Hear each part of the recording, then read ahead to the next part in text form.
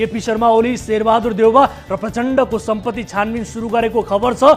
65 यताका सबैको सम्पत्ति छानबिन गर्न समिति बनाउने योजना पनि छ। यसमा हाम्रो राय के हो भने हेर्दा हेर्दै धनाढ्य भएका यी नेताहरूले आफ्नो र आफ्नो परिवारको नाममा सम्पत्ति राखेका छैनन्। यिनीहरूसँग नजिक भएका 3 वटा सर्कल छन्। ती सर्कलका मानिसहरूको नाममा यिनीहरूले सम्पत्ति लुकाएको अनुमान छ।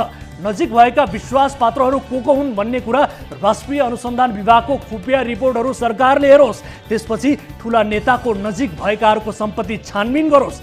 यति गर्ने बित्तिकै स्रोत बिनाको सम्पत्ति देखिन्छ। त्यो बेला बुझ्नुपर्छ कि यो सम्पत्ति वास्तविक रूपमा नेताहरूले भ्रष्टाचार गरी कमाएका हुन्, राख्न मात्र यिनीहरूलाई दिएका हुन्।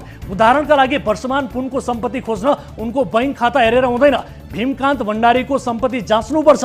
प्रचण्डको सम्पत्ति खोज्दा उनको बैंक खाता हेरेर मात्र हुँदैन, शारदा प्रसाद अधिकारी र अजय सुमार्गीको सम्पत्ति कसरी बढ्यो भनेर खोज्दा थाहा हुन्छ।